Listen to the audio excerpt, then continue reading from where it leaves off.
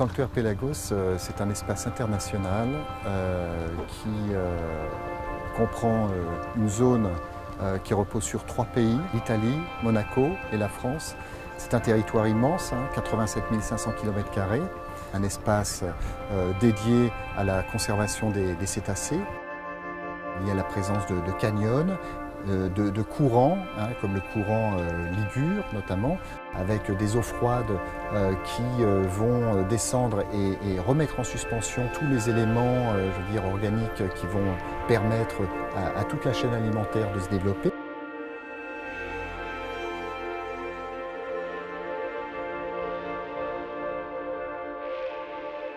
C'est un espace aussi de concertation, puisque l'objectif, c'est de faire se rencontrer l'ensemble des acteurs de la mer qui travaillent sur cet espace. Quand on dit sanctuaire, ça veut dire un endroit un peu sacré, un endroit où on protège. Le sanctuaire, il est dédié à la protection de certaines espèces animales maritimes. Ce sont essentiellement les mammifères marins. Le sujet, c'est bien de permettre à ces animaux remarquables de continuer à vivre, tout en permettant aussi à l'économie normale de continuer à vivre. Le sanctuaire est la seule zone marine de haute mer internationale protégée pour les mammifères marins. Ça n'existe nulle part ailleurs dans le monde. On peut faire côtoyer une forte activité touristique, comme il existe sur la Côte d'Azur, et préserver de façon appropriée les mammifères marins qui existent.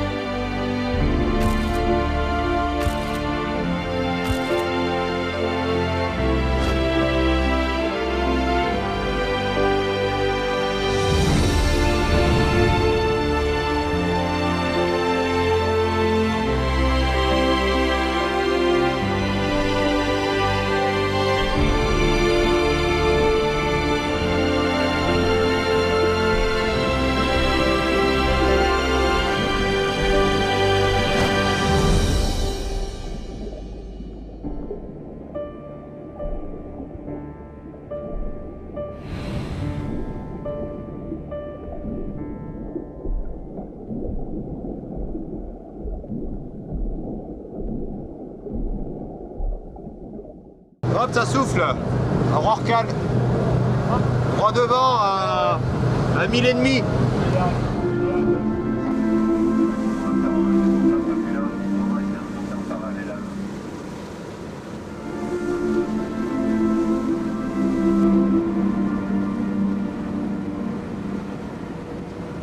Il faut savoir que le whale watching est une activité en plein essor. Il y a de plus en plus chaque année de personnes qui proposent ce genre d'activité-là. Donc le sanctuaire a essayé un petit peu de canaliser cette activité-là en proposant un code de bonne conduite. Il faut tout d'abord ne pas couper la route des animaux, donc on garde une certaine distance par rapport à ça. Naviguer en parallèle. Donc en général, notamment pour les gros cétacés, on essaye de garder une distance de 100 à 200 mètres.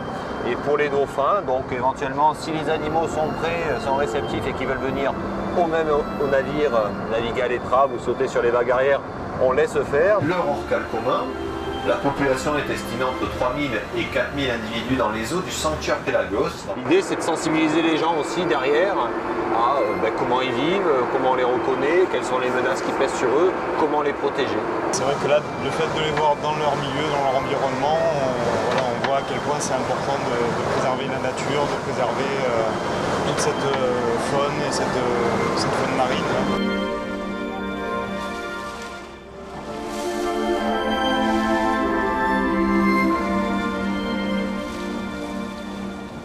C'est là tout l'intérêt du code de bonne conduite aussi. Ils apprennent auprès de nous comment se comporter lorsqu'un jour peut-être eux-mêmes seront amenés à rencontrer des animaux en mer.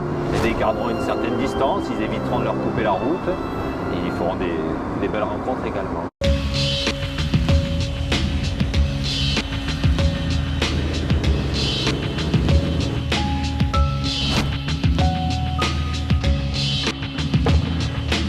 Sous une vingtaine d'années, en fait, on a vu vraiment une explosion de toutes les sortes d'activités humaines. Hein. L'impact des activités humaines sur les cétacés est spécialement notable dans les milieux fortement anthropisés, hein, donc tout le nord de la Méditerranée. On a un phénomène d'augmentation du risque de collision lorsqu'il y a plus de bateaux et plus de baleines. C'est généralement la période qui s'étend du mois d'avril au mois de novembre dans le nord de la Méditerranée. Au-delà de 12 à 15 nœuds, les collisions ont généralement une issue fatale pour les baleines ou les cachalots.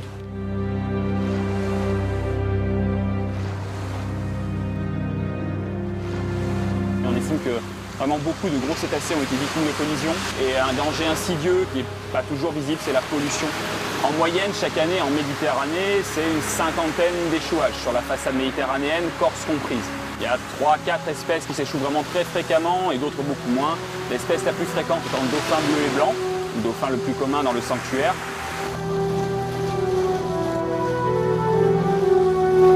En ce qui concerne les cadavres, il y a des règles à respecter en termes de maladies, donc il faut intervenir avec des tenues, des gants, des protections, des masques. Et pour les animaux vivants, il faut bien connaître les cétacés, leur comportement, pour pouvoir les manipuler de la meilleure façon possible.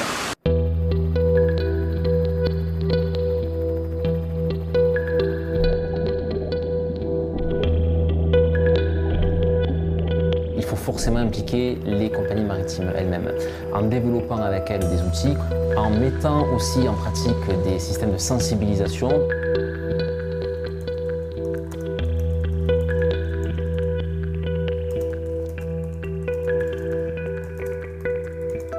Le principe de REPSET, c'est d'équiper tous les navires d'un logiciel qui permet aux bateaux de s'informer les uns les autres des positions de baleines qu'ils ont vues sur leur route de navigation.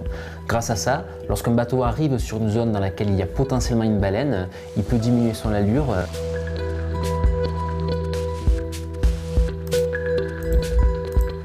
terme, on peut imaginer également des mesures réglementaires qui permettraient de diminuer le risque de collision, de diminuer également les perturbations liées à l'acoustique. Mais dans le cadre de Pélagos, il faut toujours que ça se fasse en concertation avec les armateurs, évidemment.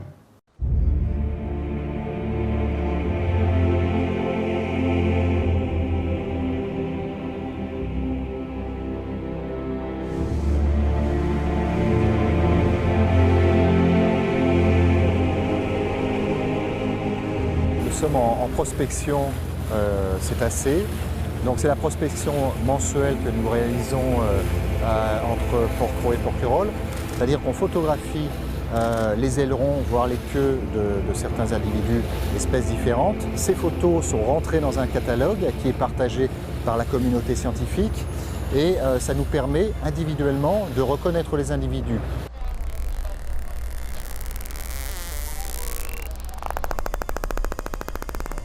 Les études sur ce type d'animaux sont particulièrement complexes parce que la plupart des espèces passent quand même la plus grande partie de leur vie sous l'eau.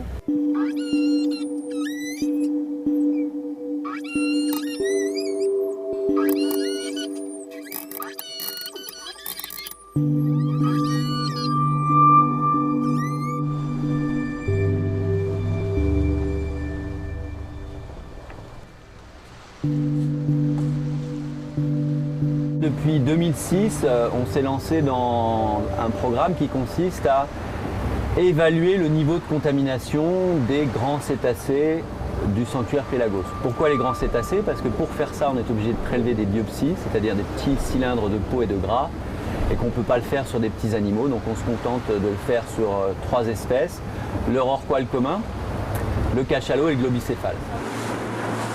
L'aéroscore, voilà, l'aéroscore. Biopsie réussie. Ah, yes. On travaille sur une famille de polluants qui sont les PCB, les organochlorés, donc tout ce qui est pesticides, etc. Ces familles-là sont des familles, en tous les cas pour les PCB et les organochlorés, qui ont disparu, qui sont interdits normalement depuis des dizaines d'années. C'est très précieux comme information puisqu'on a un suivi des animaux et ça nous permet de faire un peu le même travail qu'avec la photo-ID. On finit par reconnaître ces animaux qui sont quand même assez anonymes. On ne sait même pas si c'est des mâles ou des femelles quand on les voit. Ça permet de comprendre et d'intimiser et d'être en veille sur cette population qui est quand même une population précieuse.